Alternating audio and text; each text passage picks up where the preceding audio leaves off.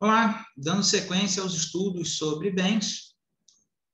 Para o vídeo de hoje, nós temos bem principal, bem acessório, falando aqui da questão das pertenças e falando ainda sobre benfeitorias. Então, bora para o Código Civil, porque o nosso direito ele é positivado. Então, não é baseado em achismos.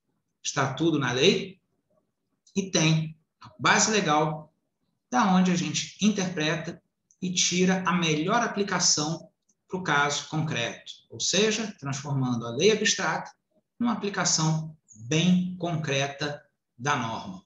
Bora para o Código Civil.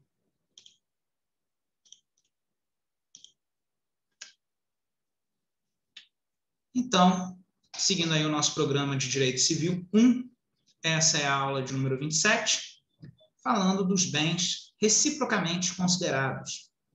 Matéria que vai do artigo 91 ao artigo 97 do Código Civil. Aliás, a matéria vai do artigo 92 ao artigo 97. Bem principal e bem acessório. Essa parte da matéria, ela fala sobre os bens reciprocamente considerados. Não faz sentido eu falar em bem principal e em bem acessório se eu não estabelecer uma relação entre eles. Então, numa casa, o telhado, as portas, as janelas, seriam acessórios? Não, não seriam acessórios. A porta, o telhado e as janelas seriam parte integrante e compõem o próprio imóvel. Então, portas, janelas do telhado, as telhas do telhado, que seja, são todos partes integrantes do próprio bem principal, que é a casa. Agora, o que seria um acessório? Um acessório seriam as pertenças, como, por exemplo, a cama, sofá, fogão, geladeira, dentre outros tantos bens que, nesse caso, dentro da casa, eles vão ser considerados como bens acessórios. Eles existem por si só. Não deixam de ser bens singulares, como vimos em aulas passadas. Porém, esses bens acessórios, eles, além de existirem por si só, eles ainda existem para aperfeiçoar o uso, o aformoseamento do bem principal.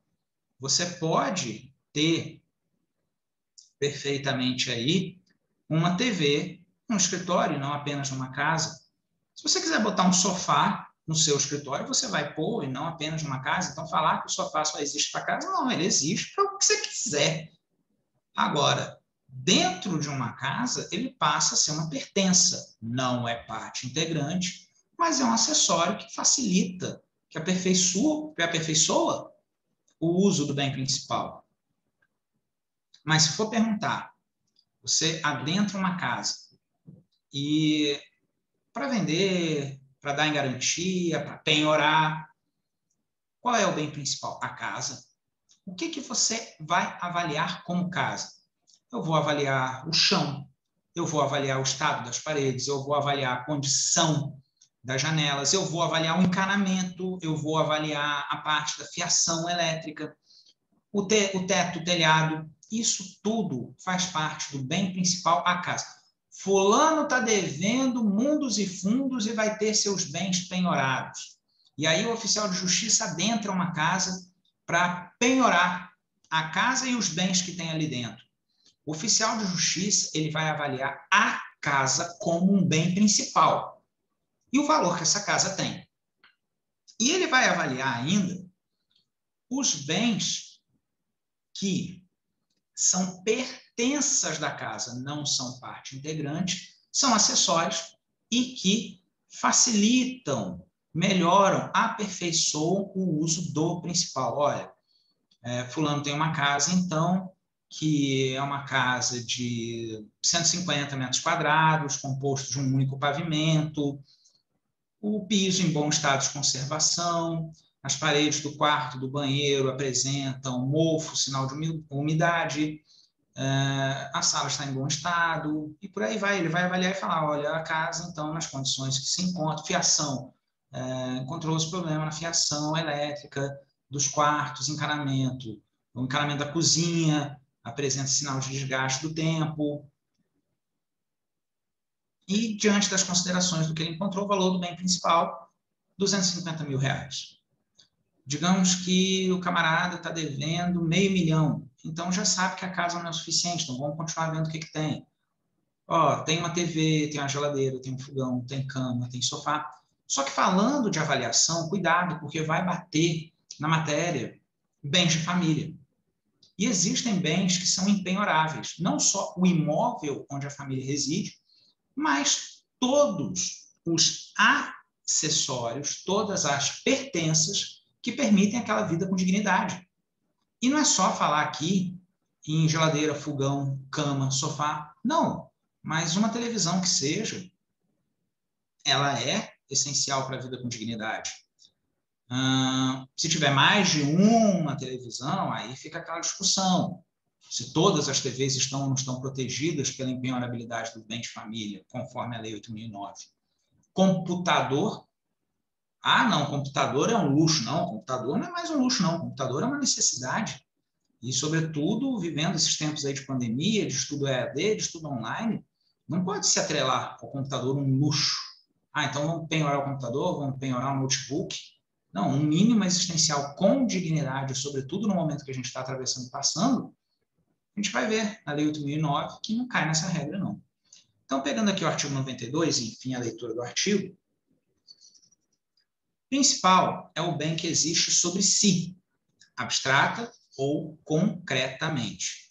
Acessório é aquele cuja existência supõe a do principal. Então, o bem principal, ele existe por si só, ele vai ser avaliado por si só, e objetos de relações próprias que necessariamente não incluem os acessórios. Não é a chamada venda fechada, porteira fechada, que a gente vai ver no artigo 94, por exemplo. E o bem acessório? Ele existe para aperfeiçoar o uso do bem principal. O que não significa que o bem acessório não possa ter relações jurídicas autônomas. Claro que ele pode. Eu tenho uma casa, eu tenho um sofá, eu posso vender o meu sofá sem vender a casa. Assim como eu posso vender a casa sem vender o sofá.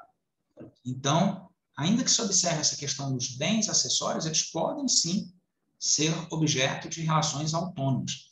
Mas qual que é a grande sacada de estudar bem principal e bem acessório? O principal da matéria, fazendo uma gracinha aqui, um jogo de palavras, é aprender essa última regra aí, essa última linha do slide que diz: o acessório segue o principal. Daí a gente vai entender o que acontece com vícios e contaminações das coisas. Ou, inclusive, já servir de base para matéria avançada, para matéria de negócio jurídico, para matéria de contratos, sobre direitos, sobre obrigações e sobre contratos, onde também a gente tem essa raiz nessa noção do que é principal, do que é acessório, e saber que o acessório segue o principal, mas o principal necessariamente não segue o acessório. Como assim? Então, vamos colocar que você comprou uma fazenda, porteira fechada. Ali inclui o imóvel, o bem principal e os acessórios e as pertenças. Quem vendeu a fazenda não era obrigado a vender porteira fechada. Ele podia vender só o imóvel e suas edificações, e suas plantações, e sua estrutura.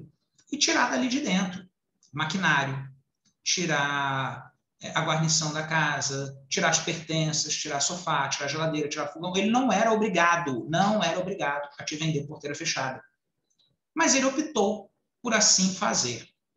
E vendendo porteira fechada, esse acordo de vontades que é a regra, que é fundamental, que é o pontapé de contratos de negócio jurídico, é daí de onde nasce um contrato, do acordo de vontade. Ninguém é obrigado a contratar. Mas depois que contrata, é obrigado a cumprir. É o que vocês vão estudar como pacta sunt servanda, um dos princípios mais importantes em matéria contratual. Então, aqui, quando eu estou falando para vocês dessa venda porteira fechada, eu vendi o principal e os acessórios. E aí, quando você se depara com um maquinário que você pagou por ele, na venda fechada você pagou por tudo, e um determinado maquinário da fazenda, determinado equipamento que serve inclusive para extrair leite das vacas, tem um equipamento que não está funcionando e você pagou por ele. Você não vai desfazer o negócio todo porque o acessório está viciado, está com defeito, está contaminado. O que a gente pode fazer aqui é consertar o equipamento, trocar o equipamento ou abater o valor do equipamento. Não, a gente retira esse equipamento defeituoso e eu te devolvo o proporcional a ele na venda.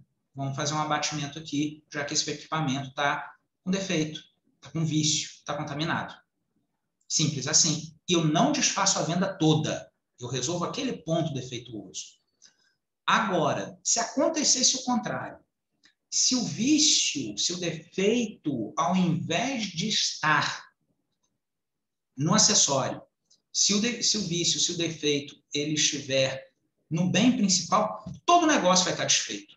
Tanto o principal quanto os acessórios. Você comprou uma fazenda porteira fechada. Só que você pagou pelo imóvel e você pagou pelas suas pertenças, você pagou pelos seus acessórios. E aí descobre-se uma escritura anterior àquela de quem te vendeu. E descobre-se que aquela escritura anterior é melhor do que aquela que te foi exibida. Que o real proprietário, o legítimo titular da fazenda, não foi o vendedor. E não vou falar aqui que ninguém estava agindo de má fé, não. Vamos dizer que foi tudo de boa fé, desconhecimento. Ah, mas como ter duas escrituras e uma escritura antiga? E acontece, sobretudo numa época em que o registro não era tão informatizado, aonde o que valia era o papel, e onde eu não tinha GPS, eu não tinha posicionamento. Então, apesar de eu ter uma escritura daquela fazenda, num cartório de uma localidade, no passado, aquele distrito, aquele município hoje emancipado, ele fazia parte de uma outra comarca. E aquela fazenda, ela era parte integrante e nunca foi desmembrada de uma fazenda muito maior, de uma propriedade muito maior. Então, pode ser que aquela escritura anterior seja melhor do que a escritura mais moderna. E aí, nesse caso, você comprou algo de quem não era dono. Teve um problema de legitimidade aqui. Vai ter que desfazer o negócio. E aqui vai desfazer o negócio todo. Aqui vale a regra. O acessório segue o principal. Desfez a venda da fazenda, desfez a venda do acessório. Se o defeito, se o vício estava na propriedade da fazenda, todo o negócio foi contaminado. Não me interessa, como comprador, ficar com as pertenças, ficar com os acessórios sem o bem principal. Já que o acessório existe para aperfeiçoar o uso do principal, o que eu vou fazer sem o principal? O que eu vou fazer com os acessórios? Ah, te vira para lá, te vira para lá. Não. O negócio está todo desfeito. Diferente do exemplo que eu falei com vocês, quando um acessório apresenta defeito. Ali eu resolvo a situação do acessório. Ok? Poderia falar aqui de carro? Poderia falar aqui de carro. Olha, eu te vendi um carro e a gente negociou. Eu te vendi um Audi. E eu tinha as rodas originais desse carro, que eram rodas aí, eu te vendi um A3 sedã. E as rodas que vem nele são rodas de aro 16, original de fábrica. Mas eu tinha comprado outras rodas de aro 17, de aro 18, que ficaram melhores no carro, ficaram mais bonitas. Questão de gosto. Agora, na hora que você viu o carro, você falou assim, eu tenho interesse no carro. Mas eu quero com essas rodas. Eu viro para você e falo, não, mas aqui, ó, inclusive está no anúncio, tem uma observação aqui no anúncio. Né? A foto que eu coloquei no anúncio, inclusive, não foi com essas rodas. Foi com as rodas originais, porque essas aqui eu vou tirar do carro para vender. Essas aqui são minhas, eu vou colocar em outro carro. Não, Cício, mas eu quero com essas rodas. E a gente combina um valor a mais para você levar o principal e o acessório. E aí vem a regra que eu acabei de explicar para vocês, de que o acessório segue o principal. Se aparecer um problema, um vício no motor, e algo assim que fica inviável de consertar. E um vício que já existia que a gente não conhecia. Até aqui está todo mundo de boa fé. Então, Cícero, esse carro com um Audi com esse defeito no motor vai sair caro demais, Cícero. Então, aqui, ó, eu sei que você não sabia do defeito, eu também não sabia, vamos desfazer o negócio, porque não dá para ficar com o carro com esse defeito, com esse motor, sai caro pra caramba para consertar, não dá. Vamos desfazer o negócio. Porque o motor não é pertença, o motor não é acessório, o motor é parte integrante, ele faz parte do bem principal. Não dá para separar uma coisa da outra. Então, vamos desfazer o negócio. Inclusive, você vai me devolver o carro e vai me devolver as rodas. O acessório segue o principal. Diferente seria, eu te vendo o carro, você me paga um valor extra pela roda e a roda aparenta um defeito. Olha, essa é a roda que você me vendeu junto com o carro, acessório, você me vendeu o carro com as rodas originais e eu te paguei um extra pelas rodas maiores, pelo acessório. E essas rodas maiores, tudo, ela está meio farpada por dentro, ela está cortando a borracha do pneu e está me dando prejuízo. Então, se eu vou desfazer um negócio... Peraí, você não vai desfazer um negócio. A gente combinou o valor do carro e a gente combinou um extra pelo acessório. O que você vai me devolver são as rodas, é o extra. O acessório segue o principal, mas o principal não segue o acessório. E isso vai ter desdobramento em outras matérias, como, por exemplo, em contratos. A gente já tem falado, inclusive, que certos direitos são bens. Um direito seu pode ser um bem seu. A gente já falou aqui, inclusive, do direito de propriedade, do direito à herança, do direito de sucessão aberta. Então, os contratos, eles são fontes de direitos e de obrigações. E se direitos e obrigações podem ser bens, essa relação de crédito e débito, também vai ser apropriado aqui falar de direitos principais, direitos acessórios, obrigações principais, obrigações acessórias, contratos principais e contratos acessórios. Isso tudo é muito pertinente nessa matéria aqui. Por exemplo, um contrato de locação. Um contrato de locação é um contrato principal. Estou alugando um imóvel, estou alugando uma sala comercial. Esse é um contrato principal. Qual que seria um contrato acessório que eu poderia aplicar aqui? O contrato de fiança. O contrato de fiança seria um bom exemplo de contrato acessório nessa relação jurídica. E agora vamos aos problemas, vamos aos vícios, vamos aos defeitos, vamos às contaminações, que é onde tem graça de estudar a matéria. Se eu faço um contrato principal de locação, estou alugando a minha sala para o Zezinho. A minha sala comercial vai ser alugada para o Zezinho. O Zezinho me apresentou um fiador, que é o Luizinho. O Luizinho é o fiador do Zezinho. E a gente fez um outro contrato, fez um contrato acessório, que é um contrato de fiança. A locação, inclusive, podia até ser verbalizada. A fiança nunca, a fiança tem que ser por escrito. Não que eu recomende uma locação sem papel, mas a lei não exige. Diferente da fiança, onde a lei exige um contrato formal, escrito. Não se presume fiança. A fiança tem que ser provada por documento. Então, volta. Matéria que se estuda em primeiro período. Matéria que se estuda logo no começo da faculdade. Capacidade. Luizinho, fiador, foi interditado. Luizinho perdeu sua capacidade, se tornou uma pessoa relativamente incapaz, conforme lá as previsões do artigo 4º do Código Civil. Luizinho, incapaz, não pode ser mais fiador. Ele não está dando conta da vida dele. Vai ser fiador, vai ser responsável da dívida, vai ser garantidor da dívida de uma outra pessoa, não tem como.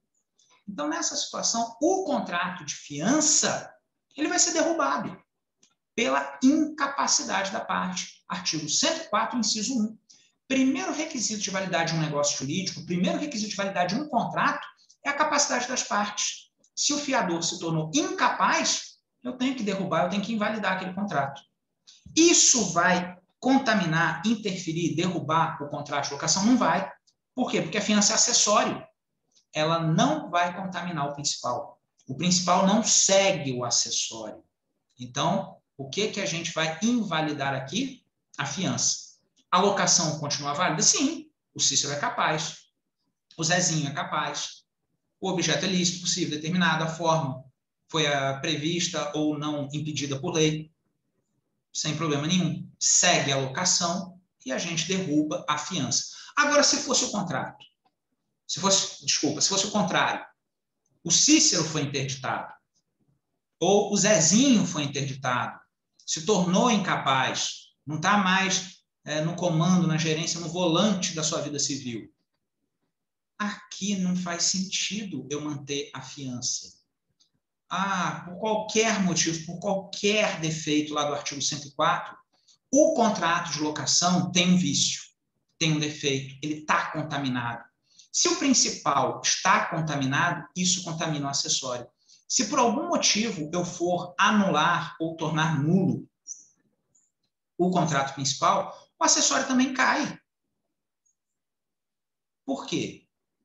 Se não existe mais a locação, fiança de quê?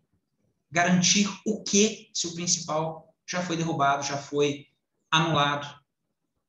Então, essa é a inteligência, essa é toda a inteligência que começa na raiz do que o artigo 92 explica para a gente. Então, para esse primeiro bloco de hoje, só o artigo 92. Vou encerrar por aqui esse primeiro bloco e já volto com os outros artigos que falam sobre pertenças, sobre acessórios, sobre benfeitorias, matéria importantíssima.